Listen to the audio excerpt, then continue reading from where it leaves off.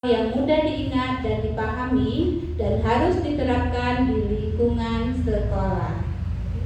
Ini salah satu saya mengutip ya, keyakinan sekolah dan keyakinan kelas.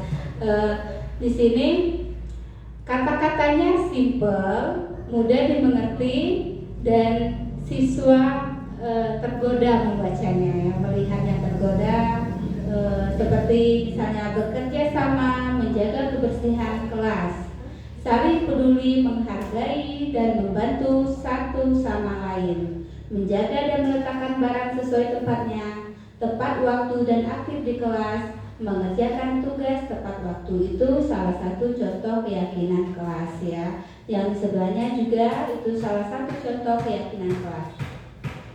Oke, karena sudah sedikit itu kita sedikit ice breaking ya kembali ya. Tidak panjang-panjang, ice breakingnya tidak akan panjang-panjang, hanya untuk mengurangi tingkat kejenuhan kita saja. Boleh seperti tadi berpasang-pasangan dan berdiri ya. Kalau tadi saling senyum, kalau sekarang saling membuang. Ya. Berdiri.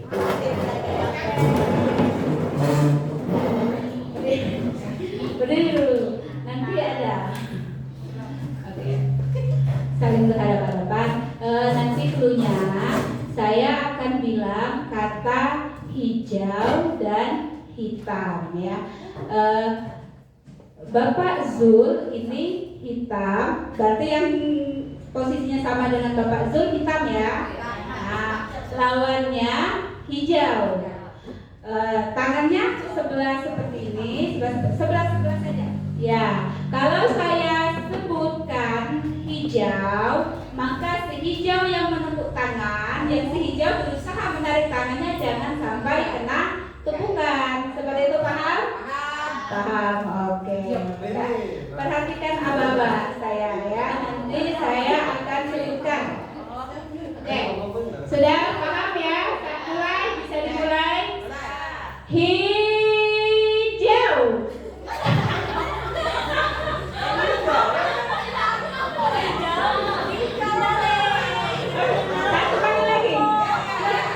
Satu kali lagi.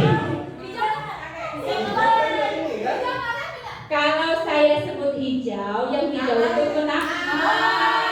Yang hitam. Kalau saya sebut hitam, sebaliknya hitam. Ya, oke. Satu kali lagi. Hitam. Oke, terima kasih Ibu. Itu saja.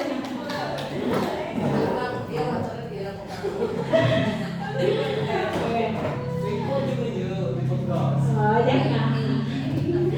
Oke, itu hanya sebuah ice breaking singkat ya. Mungkin bisa kita terapkan nantinya di dalam kelas kita ya. Kadang kalau di kelas itu, kalau sudah jam-jam terakhir ya, jam-jam terakhir itu siswa-siswa kita sering merasa jenuh. Mungkin setelah dipakai ice breaking ini tidak usah panjang-panjang, yang penting mereka menemukan sedikit kesenangan. Oke, selanjutnya ya. Sekarang kita ke kebutuhan dasar manusia.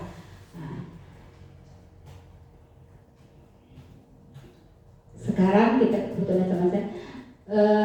Sebelumnya saya juga ingin kembali bertanya,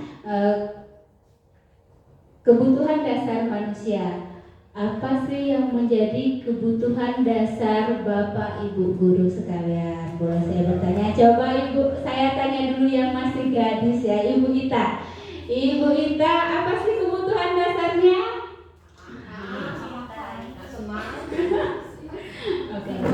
Iya, kebutuhan akan kesenangan apa lagi Bu Ita?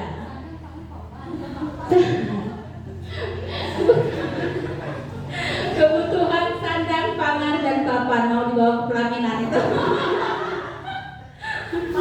Pas. Oke. Hanya itu Bu Ita? Itu saja. Mungkin kepada Ibu Delta, kebutuhan apa saja yang Ibu Delta butuhkan? Kebutuhan dasar ya. Saya butuh kasih sayang Bu Vera. Butuh kasih sayang, selama ini kurang kasih sayang. Iya. Iya, benar sekali ya.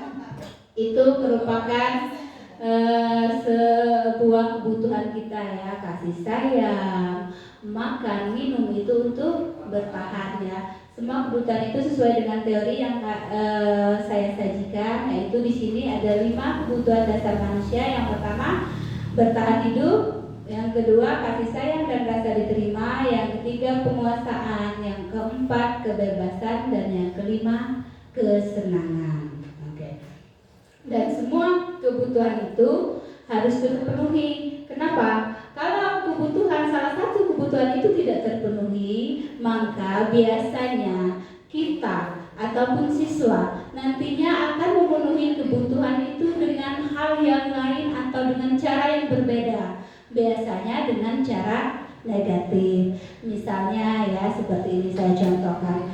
Kalau seandainya Ibu Nafisa dan Ibu Liza ini butuh kebutuhan akan kasih sayang ya. Sebagai istri mereka butuh kasih sayang. Tetapi si bapak suami tidak memberikan kasih sayang itu. Terus bagaimana mereka akan menghasilkan kasih sayang itu?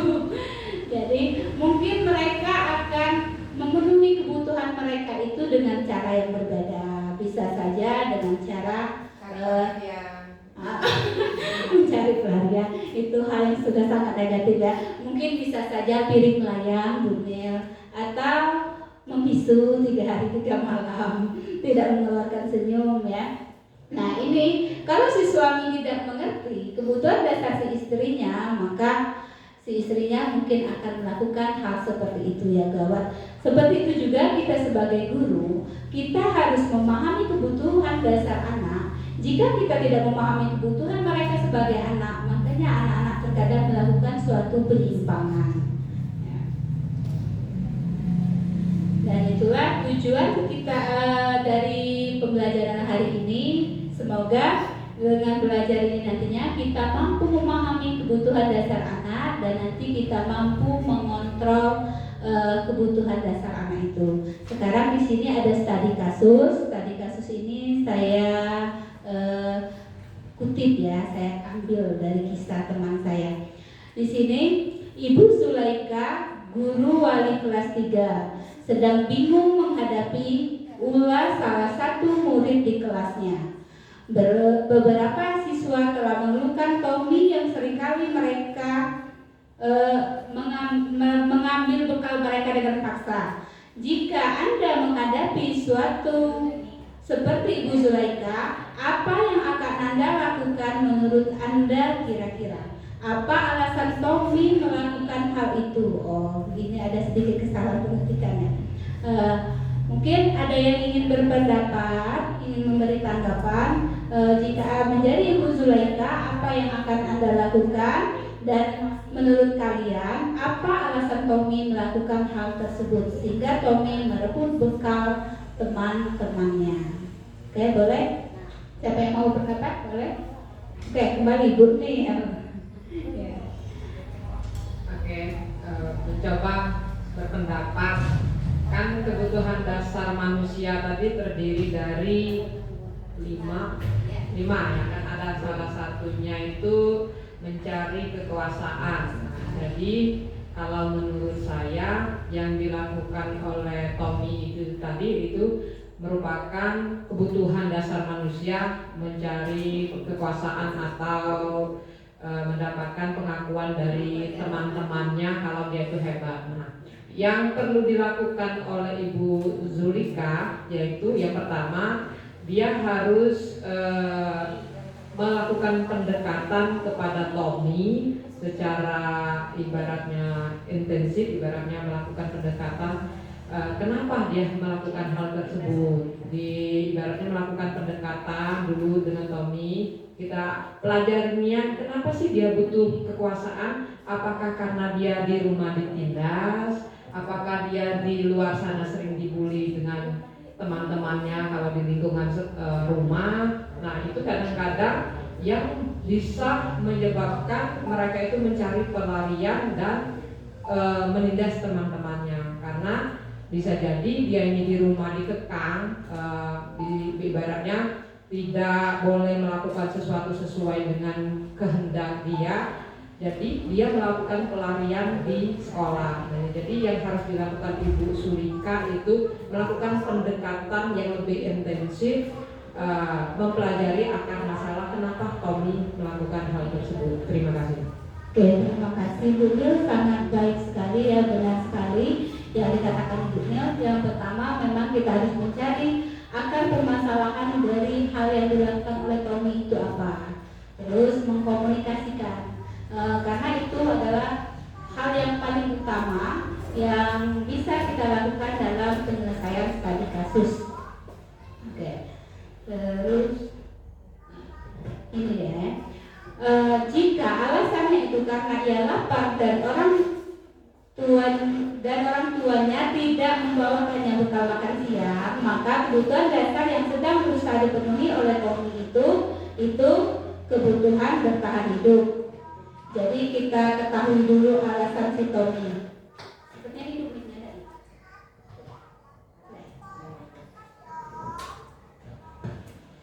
Terus jika alasan Tommy itu karena dia merasa senang temannya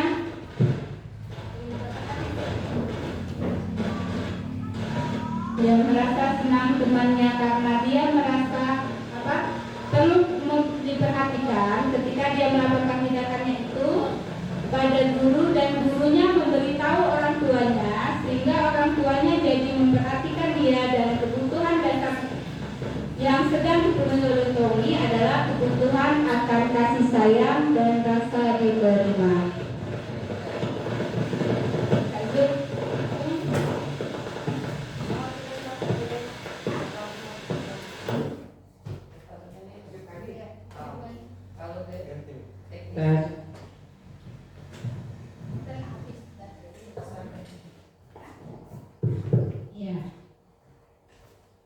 Terus jika alasan Tommy itu ingin membuat temannya merasa takut dan menuruti keinginannya seperti yang dikatakan Ibu Nil tadi, maka sebetulnya Tommy memang sedang berusaha memenuhi kebutuhan dasarnya akan kekuasaan.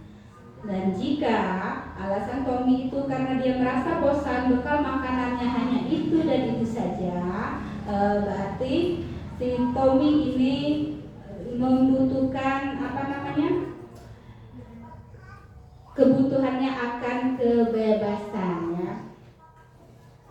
Terus yang kelima, jika Tommy melakukannya karena iseng saja dan dia menikmati ekspresi wajah teman-temannya itu dianggap lucu, maka berarti Tommy berusaha memenuhi kebutuhan akan kesenangan ya. Jadi yang pertama, benar kata Ibu Nil tadi, kita harus memahami dulu kebutuhan dasar anak itu apa, baru kita akan menentukan nanti kemana akan jalur penyelesaiannya dengan metode yang berikutnya. Terus posisi kontrol restitusi. Nah, di sini ya, ini langkah kedua. Setelah kita memahami kebutuhan dasar anak itu apa, terus kita melakukan posisi kontrol restitusi. Posisi kontrol restitusi ini, kita sebagai guru mungkin kita memiliki salah satu posisi kontrol ini, di mana 5 posisi kontrol ini. Yang pertama, guru sebagai penghukum. Yang kedua, guru sebagai pembuat merasa bersalah. Yang ketiga, guru sebagai teman. Dan yang keempat, guru sebagai pemantau. Yang kelima, guru sebagai manajer.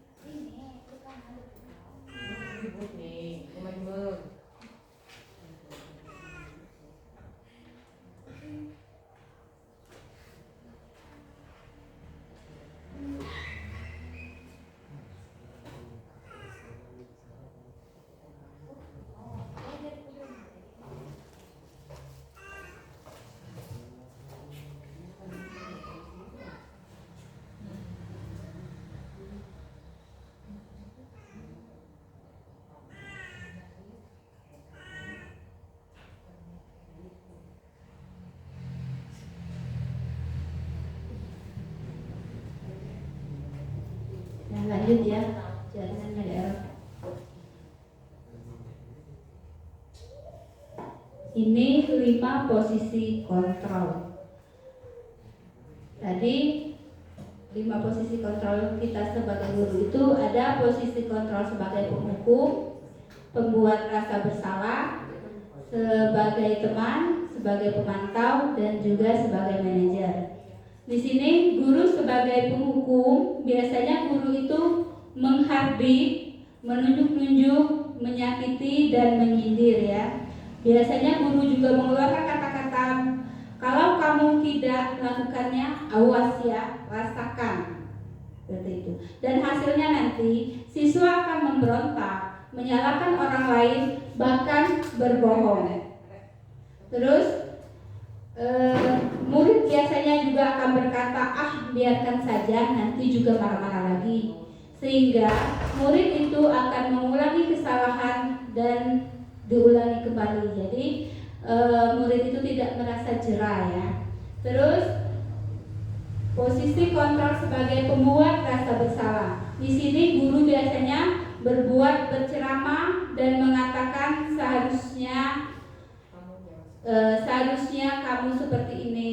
Ibu kecewa dengan kamu. Seharusnya kamu tahu kalau ibu itu seperti ini. Jadi itu adalah posisi pembuat rasa bersalah. Dan hasilnya ini biasanya si siswa akan menyembunyikan, menyangkal, dan bahkan berbohong.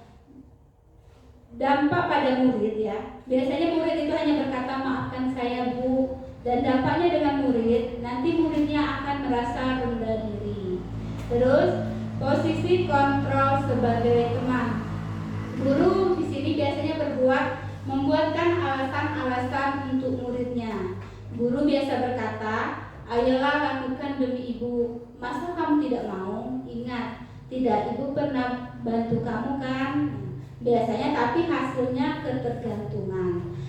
Murid juga akan berkata, saya pikir bapak ibu guru itu teman saya, dan ternyata itu benar ya. Dampaknya kepada murid, maka murid akan lemah, tidak mandiri, dan bergantung dengan gurunya. Terus posisi guru sebagai pemantau. Di sini posisi guru sebagai pemantau ini, guru akan menghitung, mengukur tindakan siswa itu. Terus guru biasanya berkata apa peraturannya. Dari hasil itu biasanya siswa akan menyesuaikan diri bila diawasi. Jadi jika tidak diawasi, maka siswa itu berpotensi untuk tidak melakukan hal tersebut atau tetap mengulangi hal yang dilarang itu. Terus biasanya juga murid berkata, berapa banyak bintang yang akan saya peroleh. Dia sudah berharap ya, berapa halaman yang harus saya tulis. Di sini menitik beratkan pada sanksi atau hadiah untuk dirinya. Yang terakhir, posisi kontrol sebagai manajer. Di sini guru mengajukan pertanyaan-pertanyaan. Guru biasanya berkata, apa yang kita yakini? Apa yang bisa kau kerjakan untuk memperbaiki masalah ini? Terus hasilnya biasanya menguatkan pribadi siswa itu sendiri. Murid juga akan berkata, bagaimana caranya saya bisa memperbaiki keadaan? Dia memperbaiki keadaan dirinya sendiri ya. Dampaknya kepada murid akan mengevaluasi diri, bagaimana cara memperbaiki dirinya. Oke, itu ya. Jadi dari kelima posisi kontrol ini, biasanya posisi kontrol sebagai penghukum dan pembuat rasa bersalah itu adalah identitas gagal untuk posisi kontrol seorang guru, karena membawa dampak yang kurang baik bagi siswa itu sendiri. Dan untuk Posisi kontrol teman dan pemantau ini identitas berhasil ataupun sukses, tapi biasanya ini posisi yang kita terapkan ini akan membuat siswa itu mengharapkan imbalan atau ketergantungan pada orang lain. Terus identitas berhasil atau sukses menghargai diri sendiri ya. Inilah posisi kontrol yang sangat diharapkan untuk kita menjadi seorang guru ya. Dari kelima posisi kontrol ini, maka sudah bisa kita ketahui bahwa posisi kontrol yang paling baik adalah posisi kontrol sebagai apa, Ibu? Manajer ya, benar sekali, sebagai manajer. Ya. Di antara kelima posisi kontrol tersebut, sebaiknya seorang guru menggunakan posisi kontrol sebagai manajer. Di mana posisi kontrol sebagai manajer, guru dapat berbuat sesuatu bersama murid, mempersilahkan murid bertanggung jawab dan mendukung murid agar menemukan solusi. Jadi kita tidak mengejas murid ya. Selain itu, posisi manajer mengacu pada restitusi yang dapat menjadikan murid sebagai manajer bagi dirinya sendiri sehingga dapat tercipta identitas positif pada diri murid.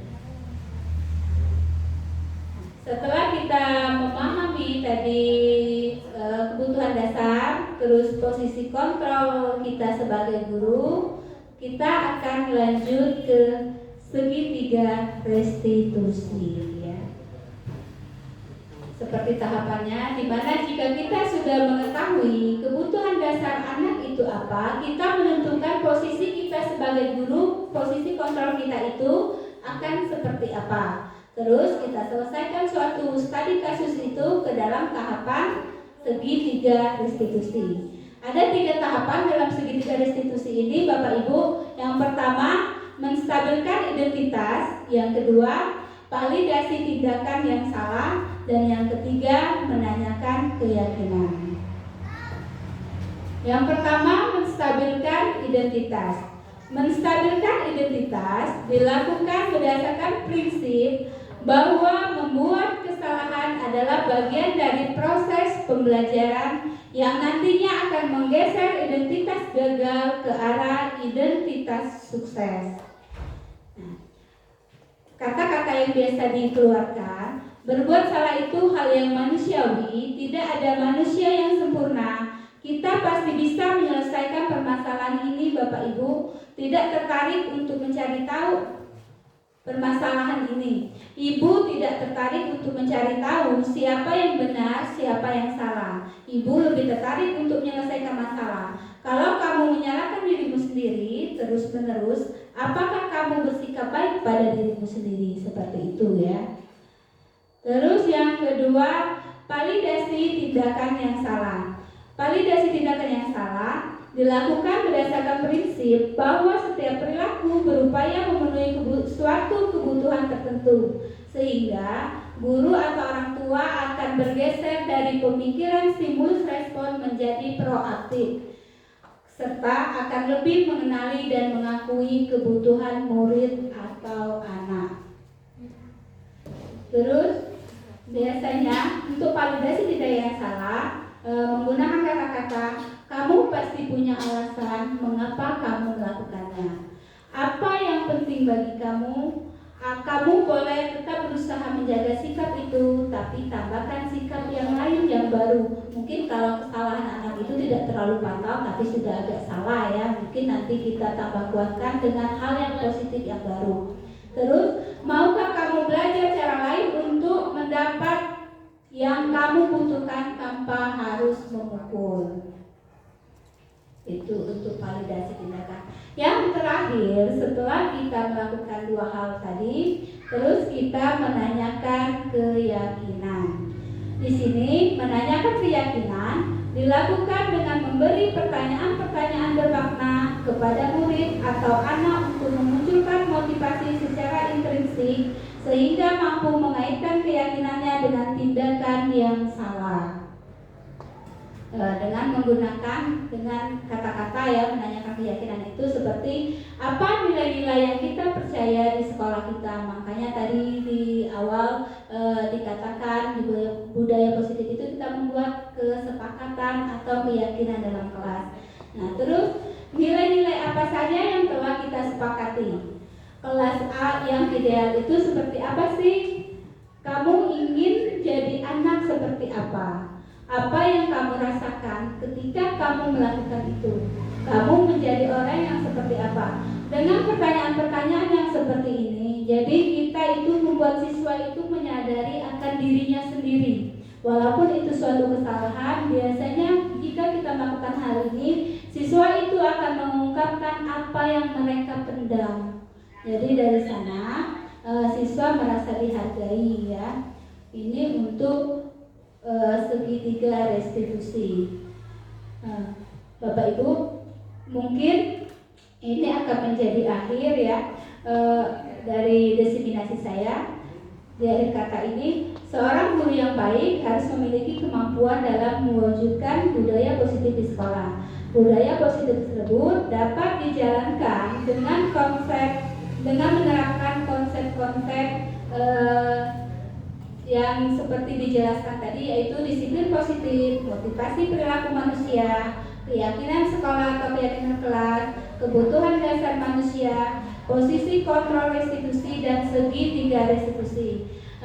Yang saya harapkan nantinya dari apa yang saya paparkan ini, mungkin kalau untuk sekarang ini sudah di akhir semester, semoga di awal tahun ajaran baru nanti kita semua para guru berkolaborasi, kita canangkan budaya positif di SD Negeri 16 ini agar SD kita menjadi SD yang memang benar-benar berbudaya positif ya, ada brandnya, memang brandnya itu budaya positif. SD Negeri 16 itu baik, bagus ya.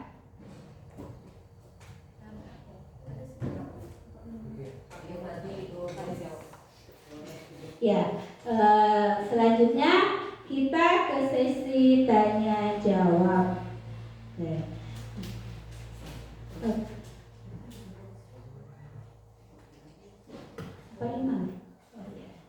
Oke ya, kita ke sesi tanya jawab dulu.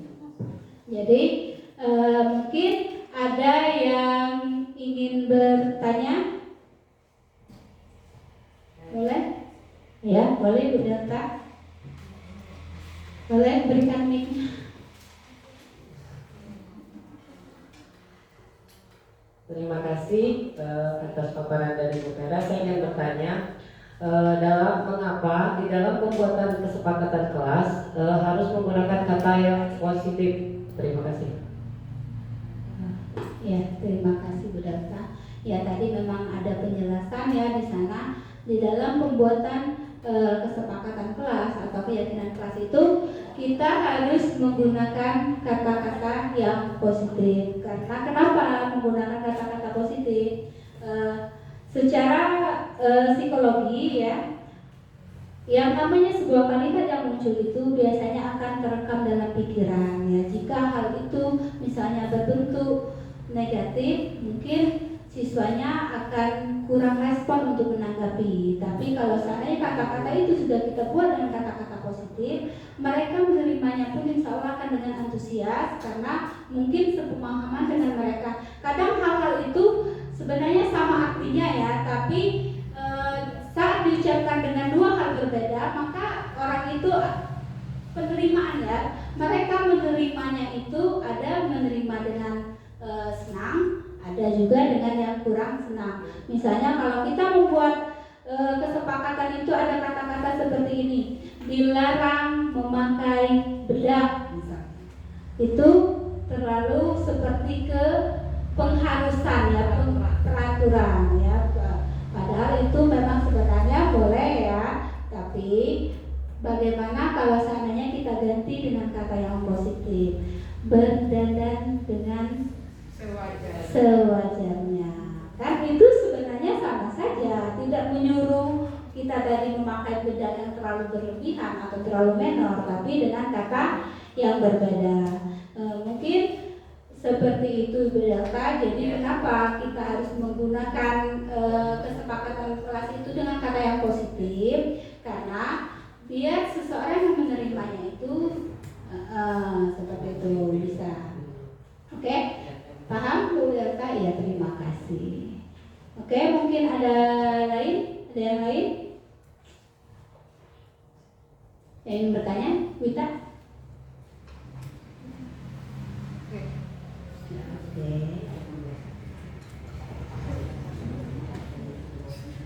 Oke, di sini yang ingin saya tanyakan apa bedanya antara peraturan kelas dengan kesepakatan kelas, karena bedanya itu di mana kayak gitu. Terima kasih. Oke.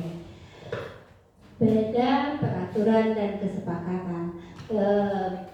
Kalau peraturan itu yang pertama tentunya biasanya dibuat oleh satu pihak ya. Kalau peraturan itu biasanya dibuat satu pihak dan sifatnya biasanya mengharuskan, tidak boleh tidak ya.